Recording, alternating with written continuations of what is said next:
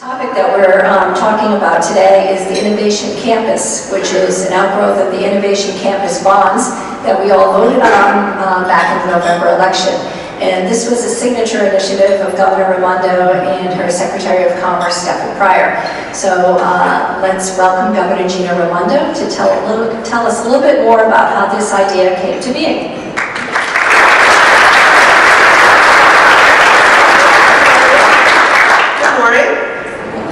Great to be with all of you today.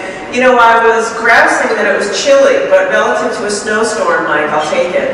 I had forgotten I had to miss this 2 years ago due to a snowstorm, so I'm quite pleased that spring seems to be on the way. I want to thank Mike and the team at Santander for once again co-hosting this breakfast with the Chamber. It's a terrific turnout and really a testament, I think, to how important your bank is in our community. So we want to thank you for your commitment to Rhode Island and your continued investment here. But also, all the people who make it happen in Rhode Island are here this morning.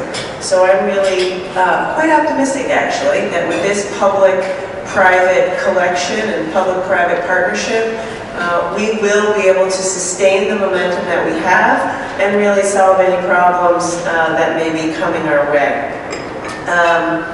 I will say, Mike asked me to talk a little bit about, the general outlook and how I see things.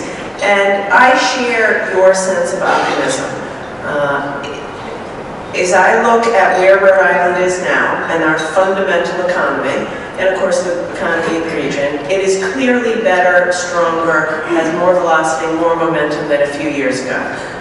And then, of course, it's our challenge to maintain that. But like you, I have a sense of confidence that the choices we've made, the investments we're making, are paying off, are making a difference, and now we just need to sustain that approach.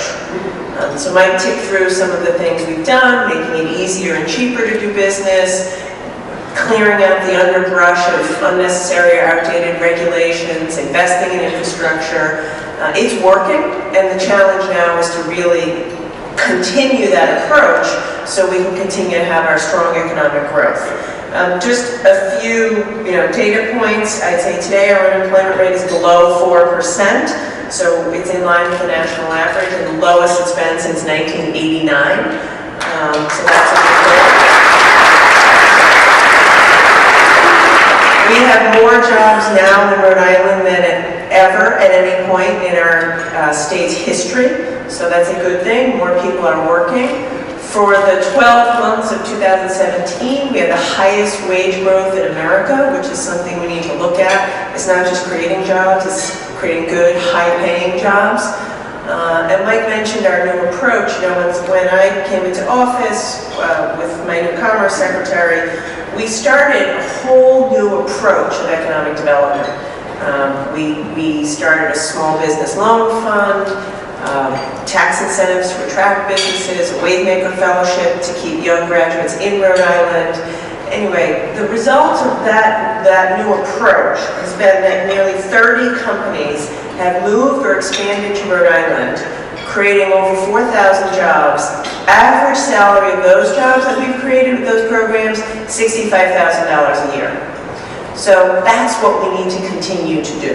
And every single person in this room, whether you're a banker, a lawyer, an entrepreneur, running a university, you're part of that project, and I want to thank you for your support and say that in this next term, let's double it.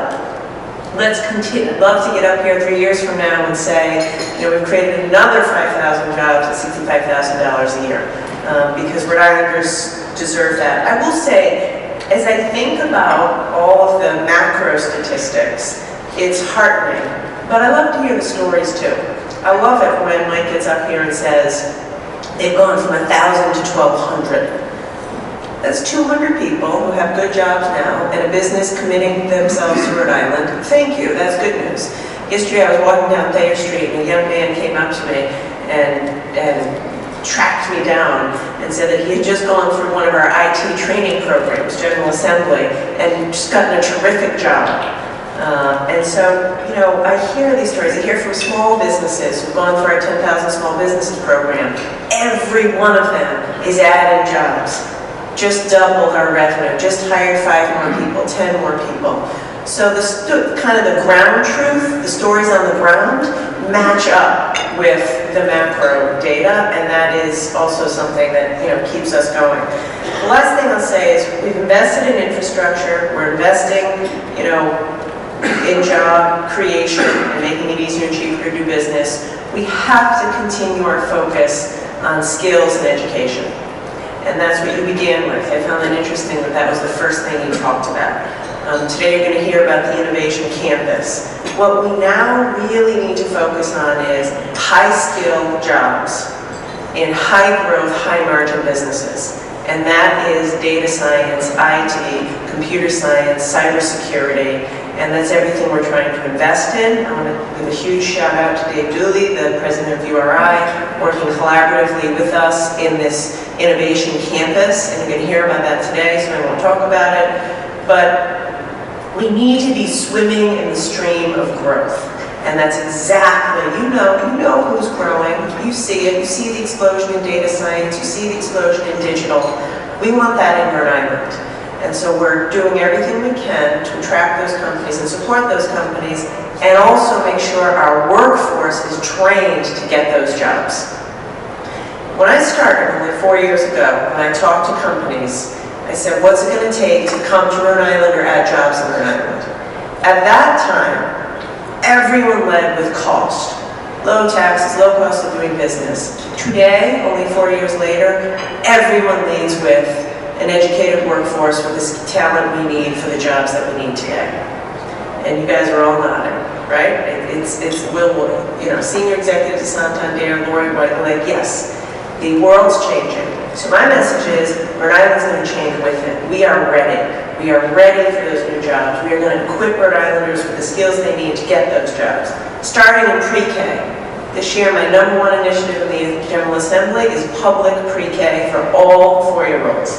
Every kid deserves a shot to start life with a good education. And 20 years from now,